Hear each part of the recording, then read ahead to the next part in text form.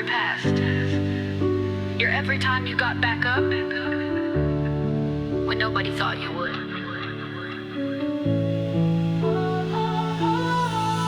When the world tried to break me down, I rose from the ashes, never hit the ground. Yeah, my heart's got cracks, but it still beats loud.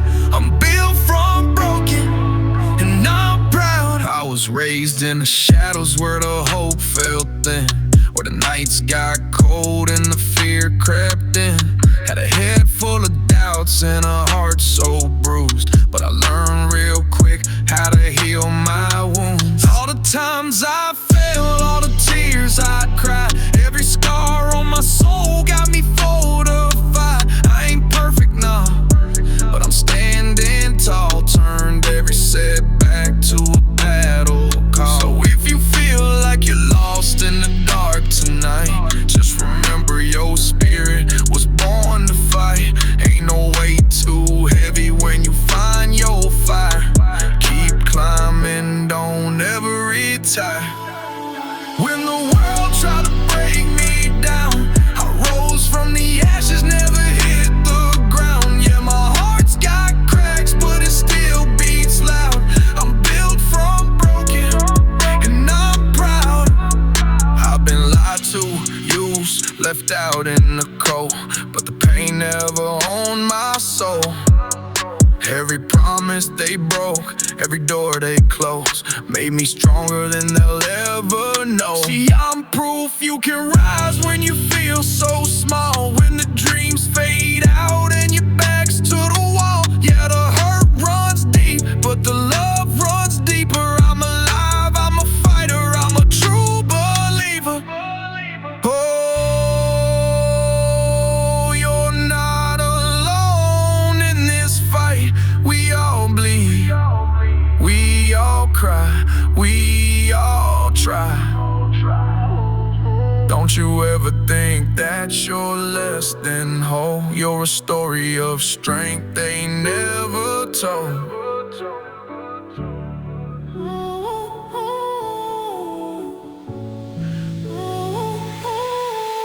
When the world tried to break me down, I rose from the ashes, never hit the ground. Yeah, my heart's got cracks, but it still beats loud. I'm built from broken, and I'm proud. When the world tried to break me down, I rose from the ashes, never hit the ground. Yeah, my heart's got cracks, but it still beats loud.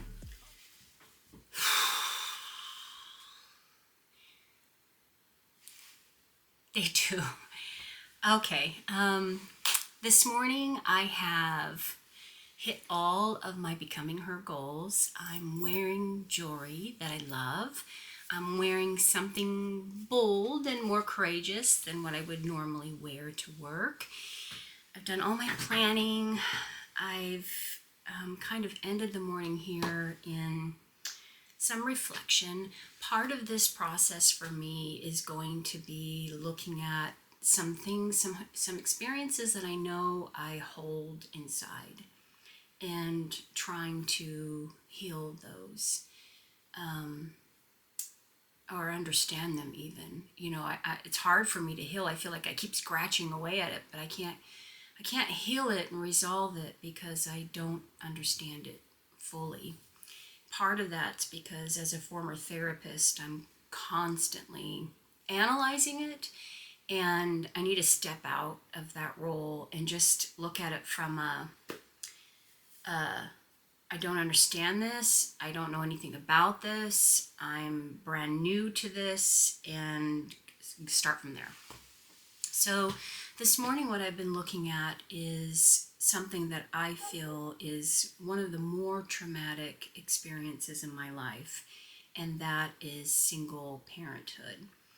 I've discussed this on my financial journey, recognizing that a lot of my financial behaviors were related to a time of scarcity and poverty and being a single parent. And I feel like I've done a really good job at understanding what that is, and when it comes up for me, being able to meet it from a place of, hello, I understand you. And I'm able then to deal with it with more compassion, more kindness, and, 2 years later in a much more healthy way. I think that part of those experiences, sorry, I am still struggling with this cold. Part of those experiences also impacted the way I emotionally relate to the world. And if you were to look at me from the outside, like if you were to talk to my friends and my family, or my colleagues in my family, you would hear about resilience, and you would hear about calm under pressure. You would hear about, when it all hits the fan, turn to K. K will lead you out of that. And I think that's an incredible skill set that we develop out of necessity in our adulthood. It helps us. It helps us be successful in our careers. It helps us be successful with living, being able to provide a roof over people's heads and keep them fed and clothed and all these things. So it's not a all the way harmful skill set.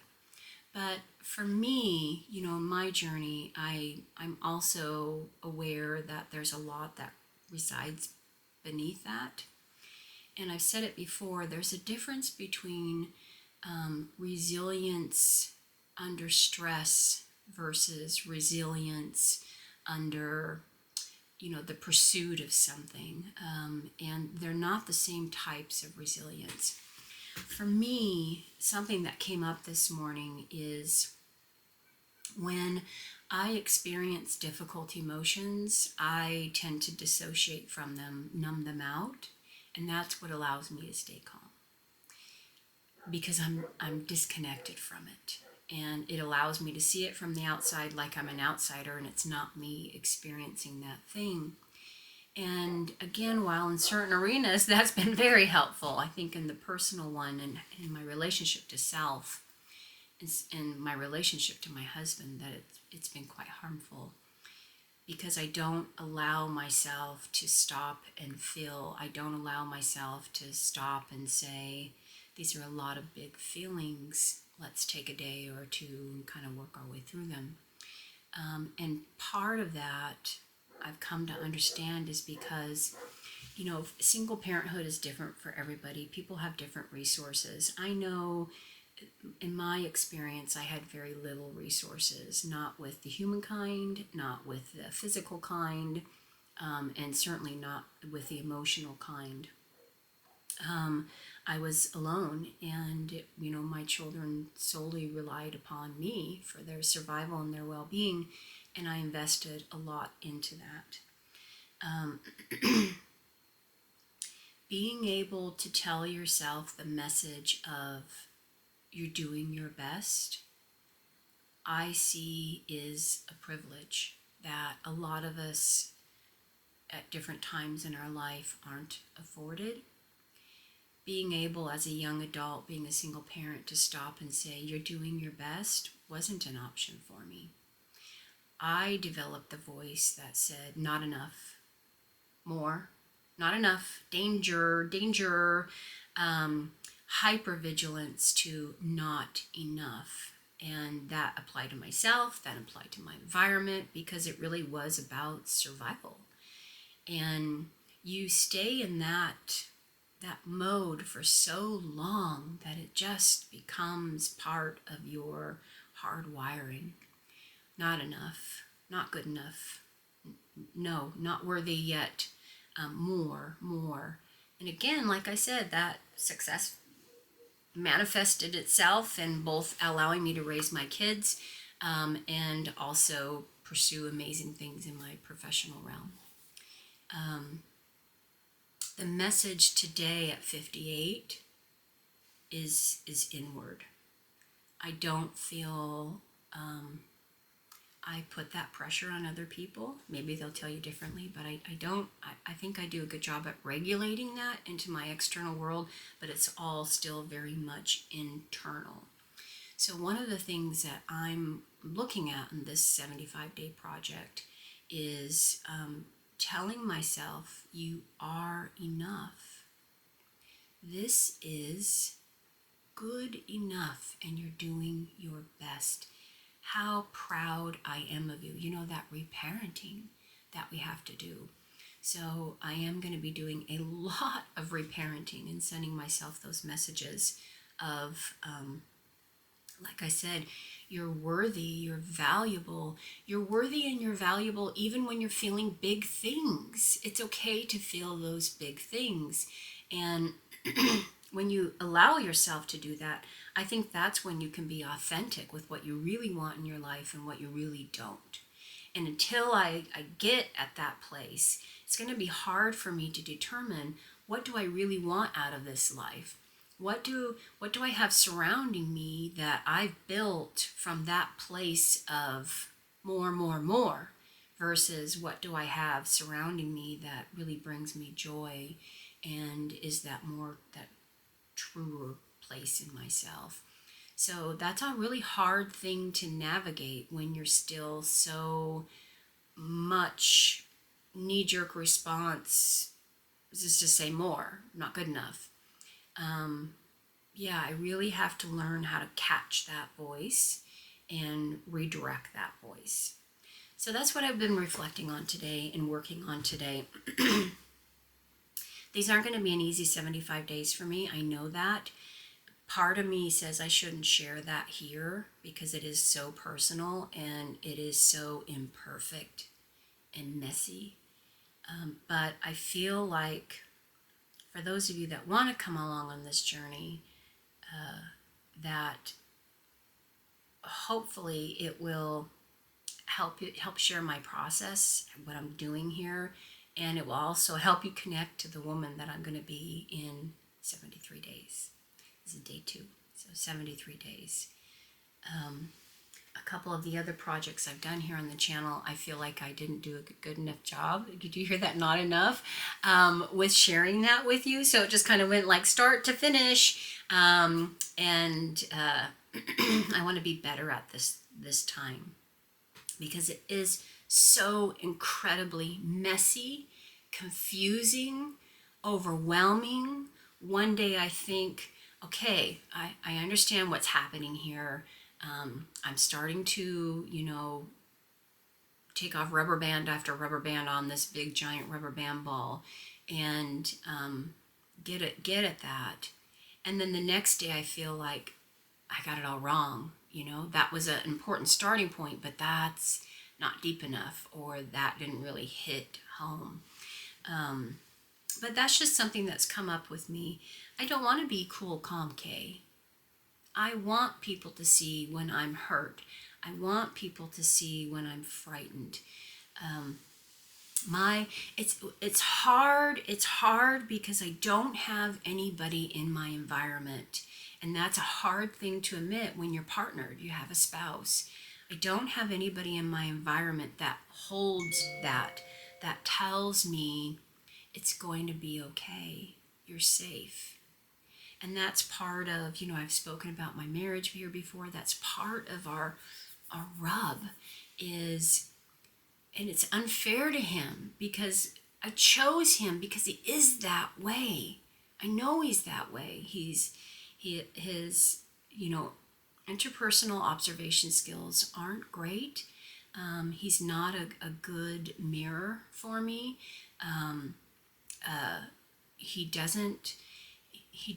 He's not the type of man that says, I've got you, I'll protect you.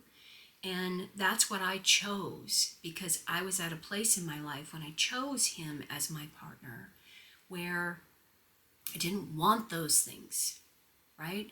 I wanted to be independent. I wanted to be autonomous with my decisions. I didn't want a man to validate me as a woman and what I was capable of doing. And he didn't.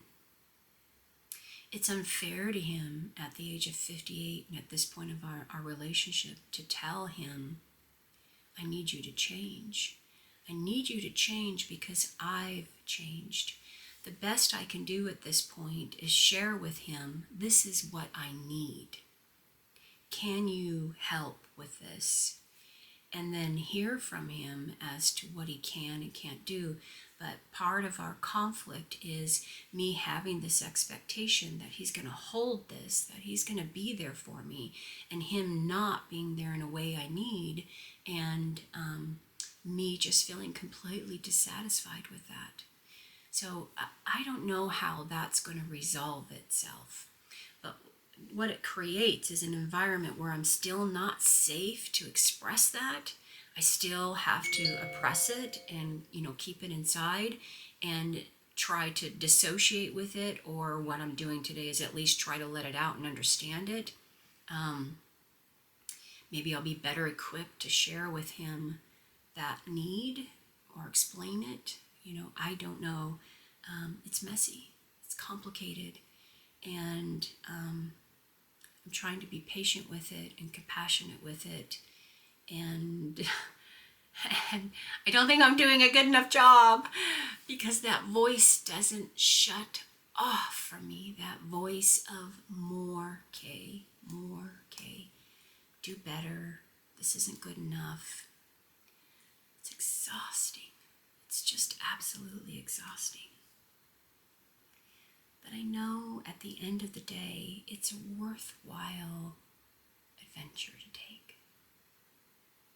It's an important step to take. And I know at the end of the day, I'm capable of taking it. I know I can get to that woman that's trapped inside and free her. And say these things you dream of, you desire for yourself, these feelings that you want to feel and have them met by somebody, and you feel the feelings from them. It's all going to be worthwhile.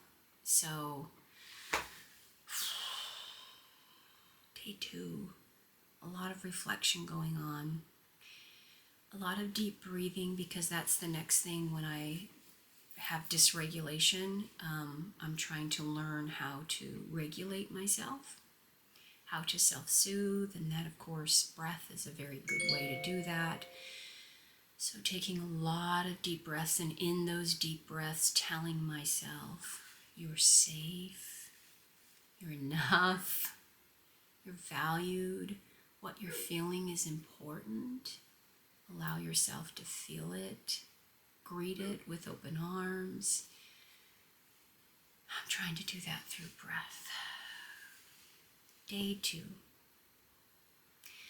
Okay, but on a more administrative note, I need to this morning go through this, my purse. I love a big purse.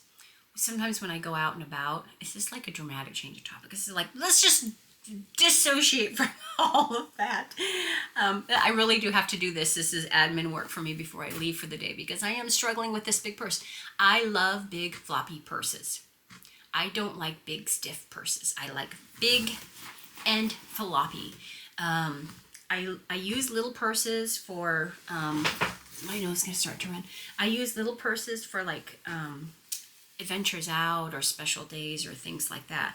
But ultimately, my home is in a big purse. And this big purse has gotten way heavy. Let me adjust this light. Well, I just went to adjust the light behind me, and everything's so precarious here with technology. I almost just knocked over my whole system, so I'm not going to adjust the light. So sorry about the light in my glasses. Okay, first things first, I'm still in a small wallet, so that is not causing the weight in my purse. That's good. Bag 1. Bag 2. Way. Sunglasses. Breath mints. Pens. Glasses. These are all essentials. I can't take them out. Tissue, must have. And keys. Yeah, keys. That's all I have. So, and a tissue. I don't need. Okay, purse, a wallet, going back in. Tissue, going back in. Glasses, going back in. Pens, going back in. Breath savers, going back in. Sunglasses, going back in. That leaves us to these two bags. Bag number one. What is in the bag? Oh. Okay. Little hand soaps. They're little flowers. Can you see that? And you put them underwater and they turn into soap. I need that. What are these? Travel flushable wipes. A girl never knows when she needs travel flushable wipes. Disposable towels. These are the kind that pop up when you put them in the water. I need, okay, I have 3 of them in here, but they're so light. Okay, this is definitely not a need. These are for a special thing. These are little tiny mini Tic Tacs. I don't need those. And then over here, I have extra tissue and extra pads. I still carry pads with me. I am in menopause. Last time I thought I was in menopause, in about month 9 into menopause, I started spotting. So I am now, again, they say in order to be officially in menopause, you need to be a year out. And I am 58 years old, and I think I've hit my year out, but I still carry that just in case. Okay, these to me are like, oh wait, what's tucked in here? Oh, gotta have these. These are toilet seat covers. Okay, I have a thing with public restrooms, just to let you know. I don't like to use them unless I absolutely have to. Okay, that is kind of like a sanitary bag. I need it. Okay, this is, I know, my makeup bag. What do I have in here? Advil. I need hand sanitizer. I need lotion. I need, okay, all these chapsticks I don't need. So this one I'm going to keep. These 2 I'll keep. This one I'll ditch. Tweezers, extra hair tie. I need, okay, 2 bottles. Oh, what's this one? That's a pretty color. Ooh, I'm going to keep that. 2 bottles of perfume I don't need. This one is YSL, which is my absolute favorite. This one is Beautiful. I'm going to keep the Beautiful out and put in my favorite only. That's it. And then I have some teeth, these little thingies, which I need. In case you haven't seen my films before, I live with advanced periodontal disease. That's why my teeth look the way they look. A year ago, I spent about, my ring is twisting. I spent about $8,000 to save some teeth in my mouth. And I don't know how long it's going to last. Next, I have to have all these bottom teeth pulled, and I'll just end up with dentures. I'm not a candidate for implants because of the advanced periodontal diseases in the bones. So that's just not an option for me. I will end up with dentures, but that's why my teeth look the way they look. And I don't know when I'll get more dental work. I kind of go until the next pain flare up, and then I have the next set of work done. It was pretty expensive last year. Worthwhile. I was glad that I did it, but okay. It's not any lighter. That didn't make a difference. Okay, well, I tried. It is what it is. Anyway, my periodontal disease, my dentist thinks maybe I have a few more years left with my teeth. If I'm lucky, I'm just going to try to go out as far as I can. I keep on, if you watch my budgeting videos, you know I keep putting money into dental and medical every month in my sinking funds to try to save up. Last time, for the last big bill, I had to take it out of my savings account. And I pay that back every month. Since I paid it, I act like it's a credit card. It's like a loan, because I want it to go back into my savings account. Anyway, okay. That will conclude the check-in for day 2. Oh, did you hear my stomach? I need to eat breakfast. I'm hungry. Okay. Till the next time, may you be blessed.